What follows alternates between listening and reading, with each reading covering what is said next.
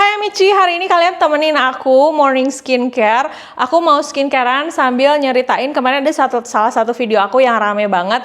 Dan ini mungkin bisa jadi teguran dan juga pelajaran buat terutama teman-teman yang sama-sama jadi konten kreator. Karena aku baru aja punya pengalaman yang kurang mengenakan dan menurut aku tuh kayak bikin kesel gitu ya, bikin kayak masa sih? Kalau kalian penasaran, kalian temenin aku sambil skincarean, aku ceritain ya. Oke, ini aku mau skincarean. Yang pertama aku pakai produk dari Zumi dulu. Ini produk lip oil, sebenarnya lip oil serum gitu. Aku selalu pakai pagi sama malam. Ini bikin bibir aku jadi bagus banget. Kan bibir aku tuh memang gelap ya.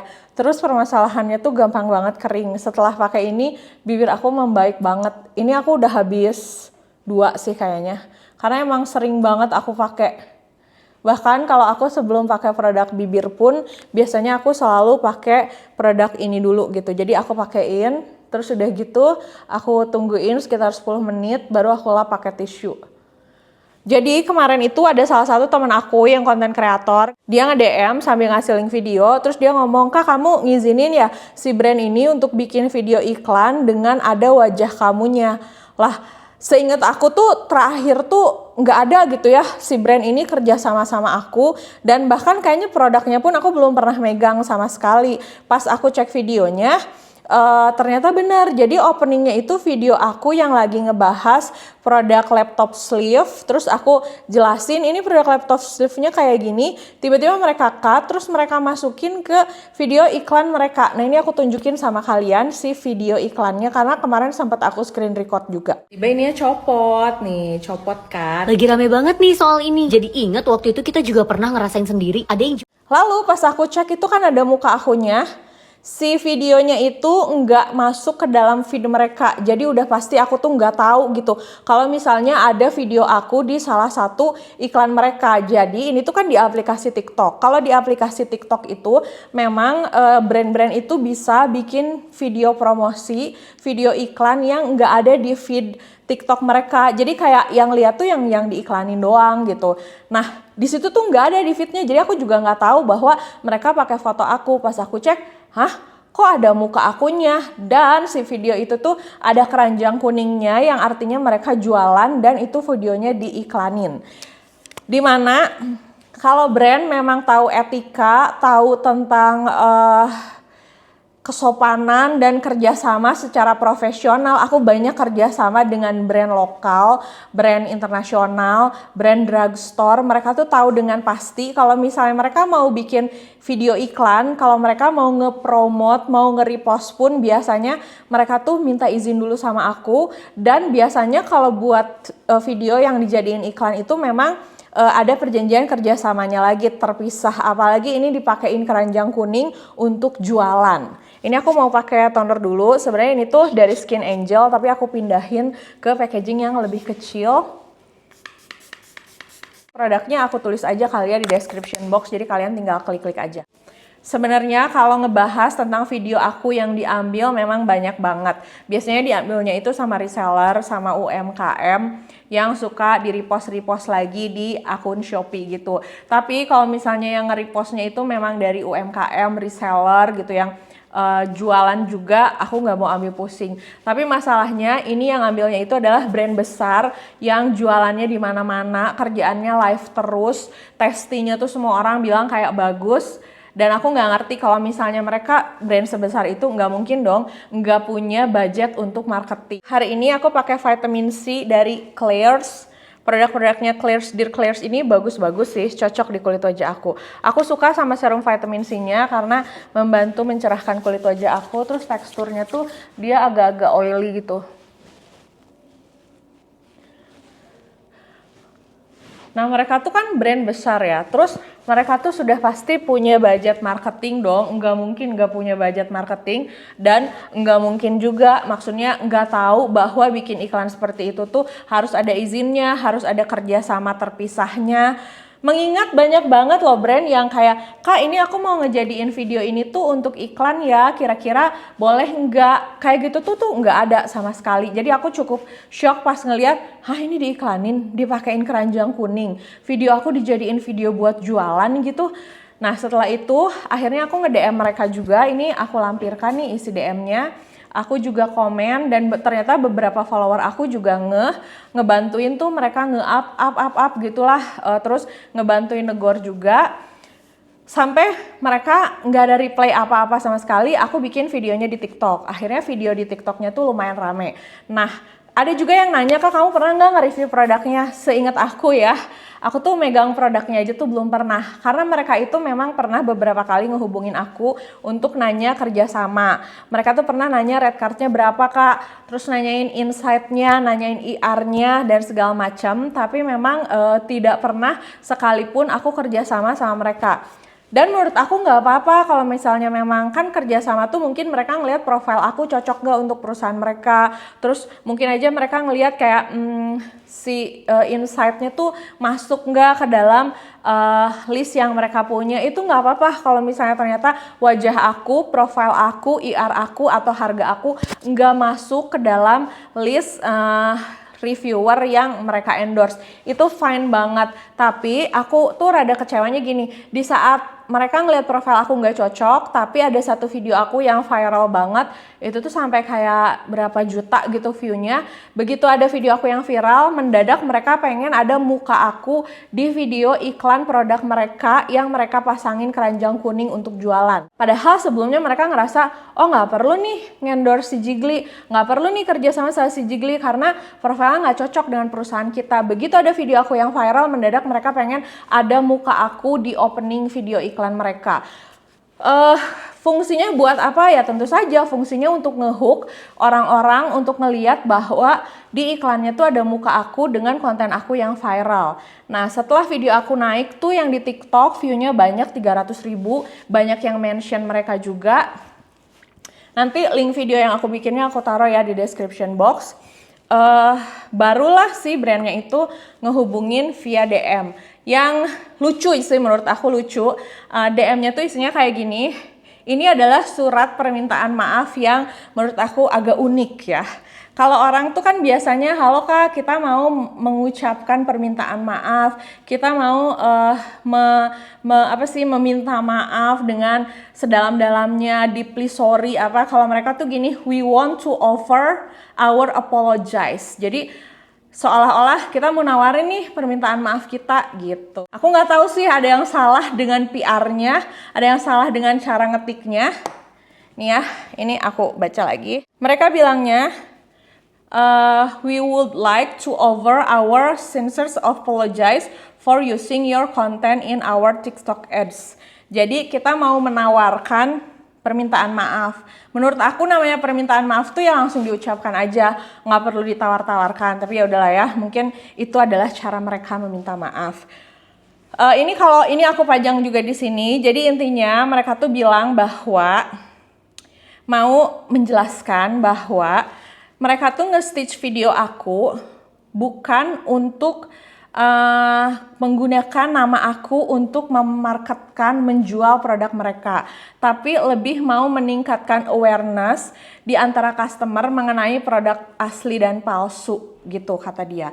Pertama, kalau itu memang konten untuk meningkatkan awareness, bisa dilihat di situ dengan jelas ada keranjang kuningnya, yang artinya apa? Di video itu kalian jualan. Ya, kalau awareness mah awareness aja. Disangkanya kita nggak ngerti gitu ya bahwa konten yang ada keranjang kuning itu hanya untuk awareness. Namanya keranjang kuning itu kan buat jualan, orang bisa beli produknya.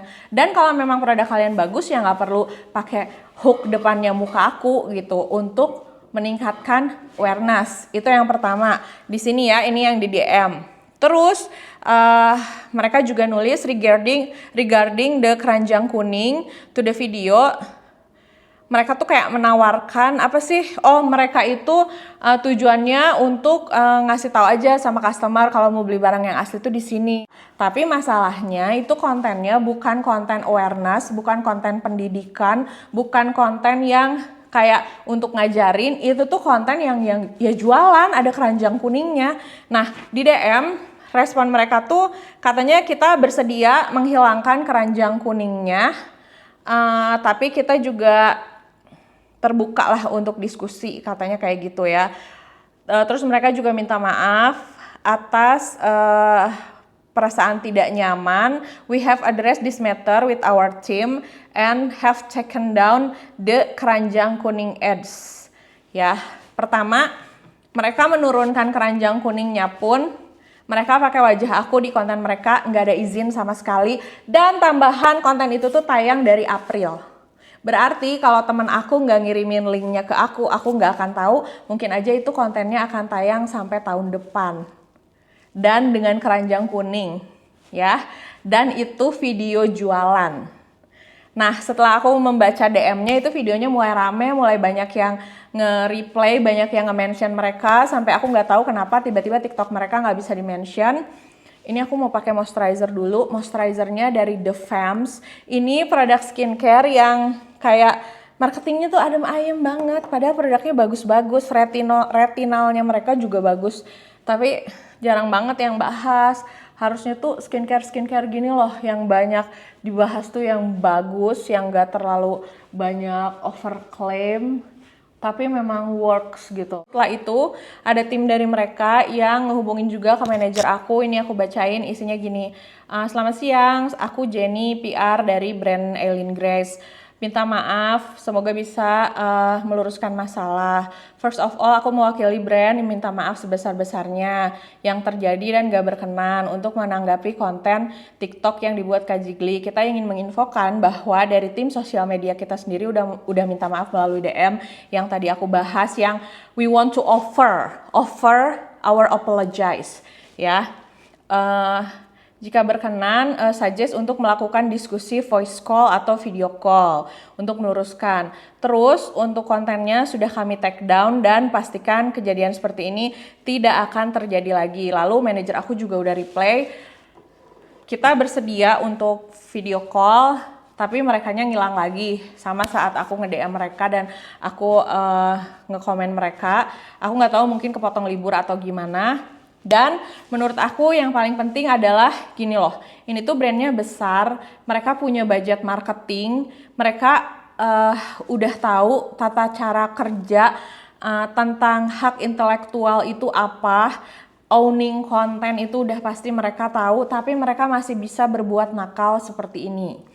Nah, pelajaran, jadi kita sebagai konten kreator harus bisa melindungi hal yang menjadi owning konten kita. Kenapa? Karena ini tuh penting banget. Jadi buat kalian yang konten kreator, kalau misalnya kalian menjadi korbannya juga, terus teman kalian menjadi korbannya juga, kalian jangan diem aja. Karena di kasus-kasus seperti ini, konten kreator itu punya hak, kita yang bikin kontennya, dan mereka tuh bahkan memberikan permisi pun sama sekali enggak. Jadi kalau ada teman kalian yang diperlakukan seperti ini juga, kalian harus langsung bilang. Karena setelah kemarin aku ngobrol, yang ngelakuin hal kayak gini tuh bukan cuman brand ini aja. Ini kan brandnya namanya Eileen Grace. Kalian pasti udah sering lihat reviewnya di mana-mana. Banyak yang bilang produknya bagus. Tapi jujur kemarin juga aku ngobrol-ngobrol sama teman-teman konten kreator aku, juga banyak lah berita berseliweran, tapi nggak akan aku bahas di sini.